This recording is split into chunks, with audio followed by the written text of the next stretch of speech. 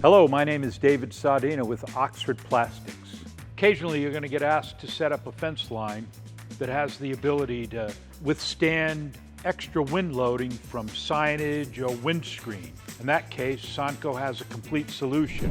What you're looking at here is anchor stand at the front end, at the pedestrian end. Foot traffic is going to be walking by, eliminating any trip hazard. But on the construction side of the fence, you have all this extra ballast. It's part of a system, and it includes the anchor base and the anchor block. The anchor block is set in the background to receive backstay that's clamped to the panel, providing you significant wind resistance.